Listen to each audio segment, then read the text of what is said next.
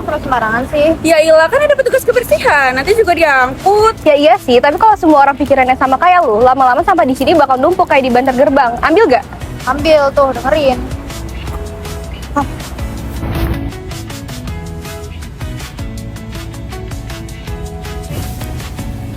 Guys, dengerin dulu deh.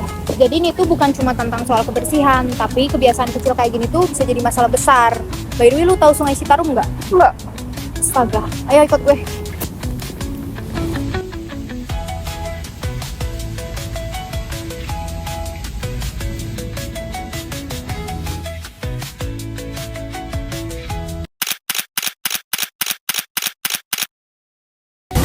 Nih guys, kotor banget kan? Nah ini nih PT Bintang Warna Mandiri, salah satu perusahaan tekstil di Bandung. Jadi dia tuh buang limbah langsung ke Sungai Citarum tanpa diolah gitu. Serius? Itu parah banget ya? Pakai nanya ya parah lah. Air tuh jadi beracun, ikan juga jadi mati, warga juga jadi nggak bisa pakai airnya karena kotor. Oh, jadi gara-gara mereka ngejar untung, ribuan warga jadi kena dampaknya. Wah, ini mah bukan cuma soal uang ya, tapi juga soal nyawa. Gue baru ngeh, ternyata yang kita anggap cuma sampah bisa jadi pola pikir yang salah juga ya.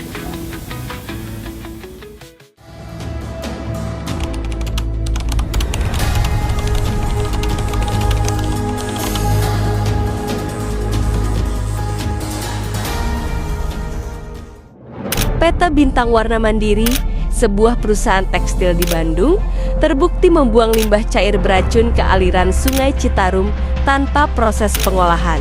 Mahkamah Agung pada tahun 2023 menjatuhkan sanksi pidana denda sebesar 11 miliar. PT Bintang Warna Mandiri, sebuah perusahaan yang bergerak di bidang tekstil, khususnya pada proses pewarnaan dan penyelesaian akhir kain finishing. Proses ini melibatkan penggunaan bahan kimia dan air dalam jumlah besar untuk menghasilkan produk tekstil siap pakai. Sebagai bagian dari rantai industri tekstil di wilayah Bandung, PT BWM memproduksi kain untuk kebutuhan lokal maupun ekspor. Mengejar keuntungan yang terus meningkat. Dalam perang harga yang ketat, pemilik pabrik mengambil jalan pintas. Pengolahan limbah kimia dianggap mahal. Tanpa ada undang-undang lingkungan yang ketat, gelombang baru pencemaran air pun dimulai. Nah ini terkait dengan pertama pipa siluman.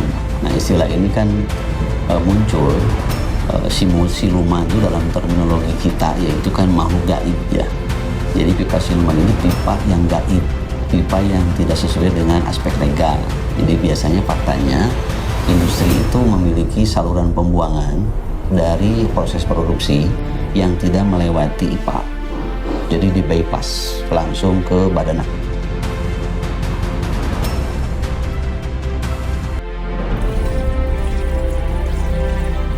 Des, kenapa sih, Nat? Lu ngapain? Itu limbah kan, kok lu langsung buang ke saluran? Ya buang aja lagi, siapa juga yang lihat. Tapi itu kan bisa nyampur ke sungai, Des. Itu limbah kimia beracun, bisa bahaya buat petis kita. Lu nggak mikir dampaknya? Gak usah lebay deh, Nat. Kita juga nyari makan. Perusahaan juga lagi ngekas biaya. Kalau kita bikin pengolahan limbah itu segala, bisa tekor kita. Yang penting produksi jalan, urusan masalah mah belakangan.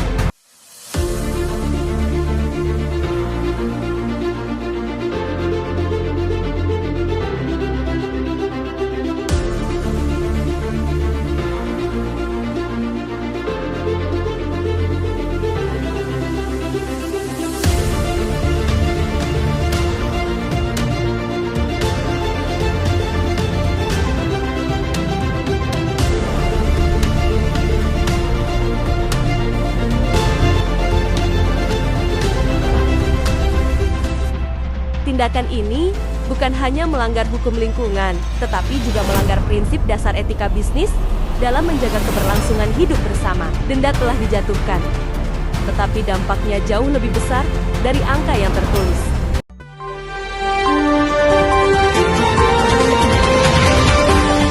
Pemirsa, Mahkamah Agung menjatuhkan denda sebesar 11 miliar kepada PT Bintang Warna Mandiri. Selain itu, mereka diwajibkan untuk memperbaiki sistem pengolahan limbah dan melakukan kompensasi kepada warga. Namun, banyak aktivis yang menilai bahwa sanksi ini tidak sebanding dengan apa yang ditimbulkan. Pelanggaran tersebut telah mengubah Sungai Citarum sebagai salah satu sungai terkotor di dunia. Banyak limbah beracun dibuang ke sungai setiap hari. Kecenderungan sekarang itu manusia bila ada peluang untuk berbuat tidak benar, dia akan manfaatkan sekali. Jadi oleh karena itu penegakan hukum harus benar-benar ditegakkan agar dunia industri tidak membuang lagi sampahnya ke sungai. Jadi sebetulnya dengan kasat mata saja sudah bisa terlihat bila ada pencemaran yang dibuang oleh industri. Itu sudah jelas yang mengalir ke Citarum.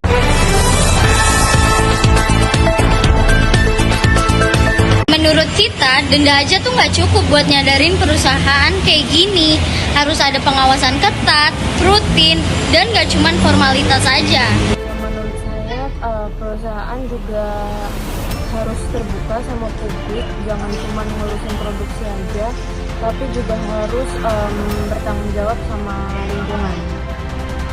Laporan soal limbah dan dampak itu juga perlu dipublikasikan karena supaya masyarakat itu jadi tahu dan ikut memantau. Karena kita yang di sini kan yang langsung ngerasain dampaknya. Waduh, iya sih juga kena dampaknya. Anak-anak saya juga jadi apa ya? Nggak bisa pakai ini airnya gitu. Nah, menurut saya ini yang paling penting itu apa ya? Kasih edukasi gitu ke warga biar warga ini tahu hak mereka atas lingkungan yang bersih. Jadinya warga tuh apa ya? Dia bisa nggak diem kalau misalkan ada yang buang sampah atau buang limbah. Enak ya, karena warga juga tahu dampaknya ke mereka. Anak-anak jadi gatel-gatel kayak.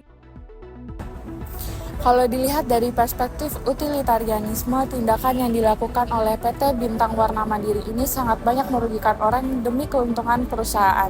Keuntungan ini tidak sebanding dengan kerusakan lingkungan dan penderitaan masyarakat. Dari sisi justice etik, jelas ini tidak adil. Masyarakat menjadi korban atas tindakan yang dilakukan tanpa adanya persetujuan mereka. Perusahaan justru melimpahkan beban lingkungan kepada publik. Dan secara virtual ethics, perusahaan ini tidak menunjukkan nilai-nilai moral seperti tanggung jawab dan integrasi. Fokusnya hanya pada efisien biaya tanpa memikirkan dampaknya. Kasus ini membuktikan bahwa tanpa adanya pengawasan, masih banyak perusahaan yang mengabaikan etika demi keuntungan.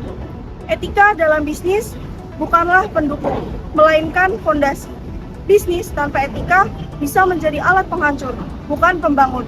Dari sini kita belajar bahwa dengan tindakan kecil pun, bahkan membuang sampah, bisa mencerminkan value dalam diri kita. Maka, tindakan besar pun harus memiliki tanggung jawab moral. Kami percaya bahwa etika bukan sekedar teori di dalam kelas, tetapi ia hidup dalam setiap keputusan, mulai dari yang terkecil sampai yang menentukan.